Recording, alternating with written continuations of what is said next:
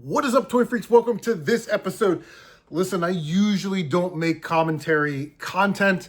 So if you were drugged here by the algorithm or whatever, I typically make review, unboxing, pickup type content for Legos and for like micro machines and other toys. But this situation with Bricks and Minifigs is so important that I felt that I needed to talk about it because it has the ability to affect all of us. Let's get into it.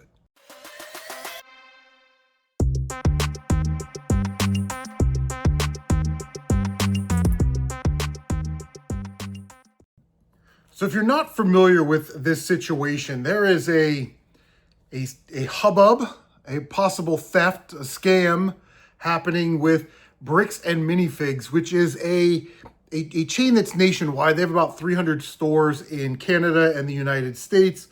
And CompWorth puts their estimated revenue at about $65 million, $62 million, somewhere in there. That's their annual revenue. So Reckless Ben did a video where, of course, he doesn't need my help to get subs or subscribers, but I'll leave a link to this video down below so you can kind of see where this all started. And during this process, he confronts store owners and corporate and all these people, so he's really doing good work. If you're not aware of this situation, I'll try and summarize it real quick for you. This guy named Brian Mansell and his dad, who's like 80 years old, they spent about 15 years building up what was like the world's largest Lego Star Wars collection, which encompassed about almost 800 sets and about 1,200 minifigures. They wanted to sell this set. The gentleman's getting a little older, starting to have some health problems. They want to make sure they have money for that. And Brian has a couple kids that he wants to, start putting money away for college. So they go to their Bricks and Minifigures. And if you don't know what Bricks and Minifigs is, or Bricks and Mini, I always say Bricks and Minifigures, but Bricks and Minifigs. If you don't know what this store is, you can buy, sell, and trade Lego there. It's essentially like GameStop, but for Lego. That's kind of what they are. Okay, and then they franchise these stores out. And these franchisees, they have agreements, they have to pay these licensing fees and percentages and all this stuff, right? So it's sort of run like that.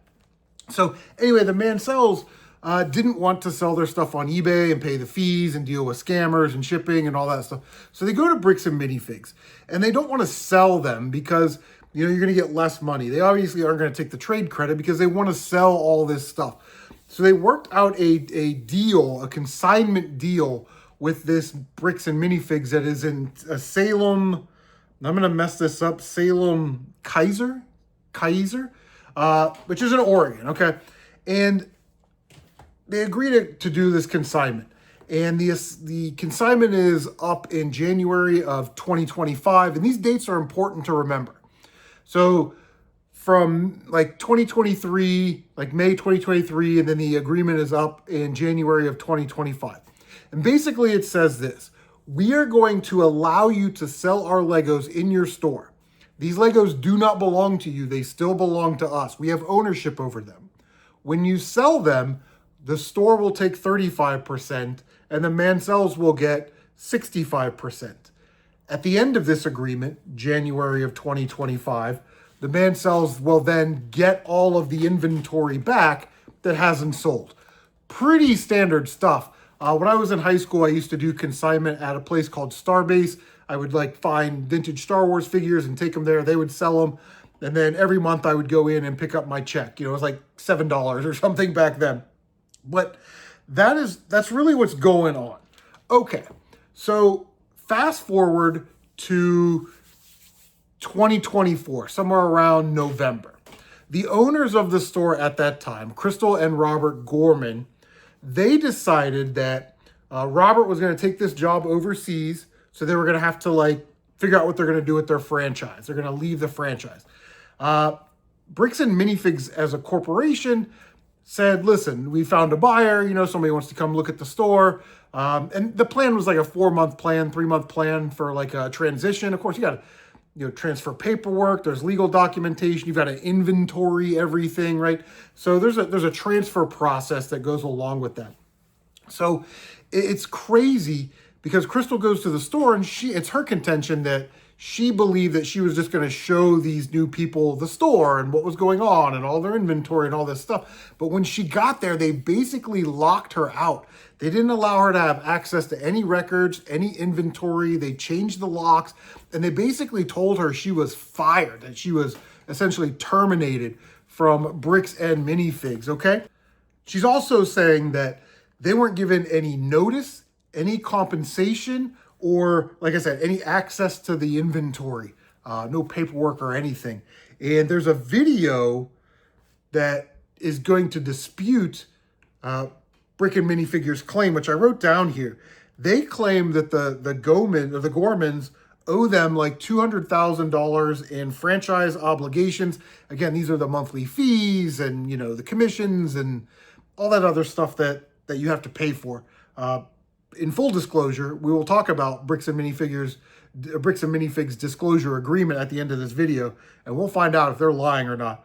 And then they contend that consignments are against the corporate policy. Guess what? They're not, and I brought receipts, and I'll show them to you.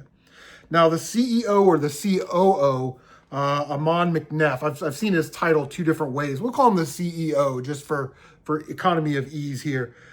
He made a statement that says consignments were not allowed. But here's the thing. You know, Crystal and Robert, God bless them, they are like record keepers. They document everything. They document things in duplicate. And she posted a copy of their franchise agreement on Reddit. I'll put it like right here, where it says, additionally, franchisees may also offer consignment services. They could also like go off-site for parties and educational purposes and things like that. But it expresses that they are allowed to do consignments. So corporate is really not being honest here. Bricks and Minifigures claims November 2024, right, that Mansell missed some type of payment, and then they banned him from accessing any of his remaining inventory. Okay. Well, what does that tell you immediately? That they know the inventory's there, they know it belongs to him, and they're denying him access to it. So not only would I consider this a theft, but this is also going to get into extortion, and I'll talk about that as we go on. Now, what payment we're talking about, I don't know if there's like a stocking payment or a fee or, you know, like if it's, you know, like you go to these antique malls, you got to pay for booth space or something. I don't really know what they do. That wasn't really expressed or stated, but the store claimed that the new owners, their name is Brandon and Josh, they claimed that they didn't know anything about the consignment deal. And then they told Mansell that they would give back his inventory if he issued a written apology and if Reckless Ben took down negative comments from YouTube. That's the extortion piece. We have your inventory. We know it doesn't belong to us, and we will give it back to you under these conditions. I don't understand how this is. When this goes to court, this is going to be interesting because Bricks and Minifigures is going to probably get exposed as a business with some very bad business practices. Like I said, I read their disclosure agreement today, and it's not going to be favorable to them. So there are going to be some foreseeable legal battles here. This collection that is valued over $200,000, and there have been some numbers that have been kicked around. You know, it could be 100,000, could be 60. Let's just say, for sake of argument, that it's a $200,000 Lego Star Wars collection. The idea here is that the value really isn't important. When you sign into this consignment deal, that property is still yours. You're sort of letting that store sell it for you. So in the event that that store closes or goes under new ownership, you should have the option to get your stuff back. Okay, so here's where we're at with this. And again, this comes from Reckless Ben's video. I sort of snipped it, but here's Crystal in the store the night they did their hostile takeover, and she's saying, we have this guy's inventory on consignment, and without being able to have access to the inventory or the ticket logs, they won't know how to pay them. And this is how the goon from corporate responds.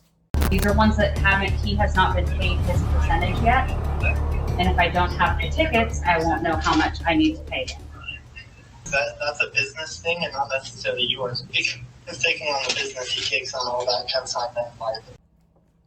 So at this point, Bricks and Minifigs, I always say minifigures, but Bricks and Minifigs, they're obviously denying any wrongdoing, and they have a statement on their website right now. It's, kind of lengthy, but it says, and I'll quote it, "We do not condone, tolerate, or participate in the exploitation of anyone, especially older adults or vulnerable members of our community," which I thought was interesting because if you know anything about GameStop, they exploit everybody. They are predators on everybody that brings games in there, right? So why would this store be any different? I started to research it. Another YouTuber, Mini TG, they compressed a lot of data for 2026, I guess, so far, the first half of it. Franchises in the Bricks and Minifigs arena, they mark up their minifigures on average by 40%. Is that not exploiting of anyone? You know what I mean? Like, that's crazy. And then their trade-in system is heavily criticized for extremely low cash offers. Now, you could take that as you will. A low ball is a low ball is a low ball, but again, that's in the eyes of the beholder. If I know anything about these types of stores, it's a $100 Lego set sealed. They'll offer 60 trade and like probably 40 cash or something. So that's crazy to me. Here's a set that's sealed. You should probably be offering 50 or 60, at least 60%, especially a set of that magnitude that you're going to sell very well. It's crazy. Also, Bricks and Minifigs is taking this stance that they have a complex business situation that they're working out, and that online these are being edited and stripped down, slimmed down to portray a certain narrative, and that it's best to wait for the information to come out. Essentially, they are playing the victim here.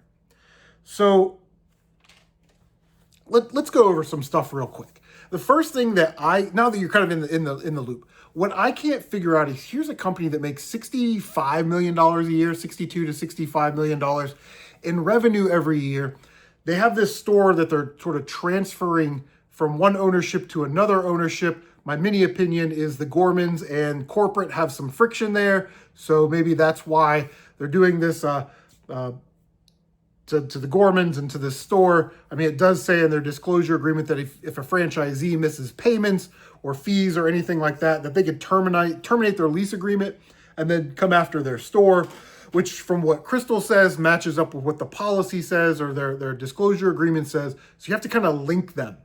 Are the Gormans behind on their franchise fees and compensation to the higher ups, right? I guess that'll come out in the legal proceedings.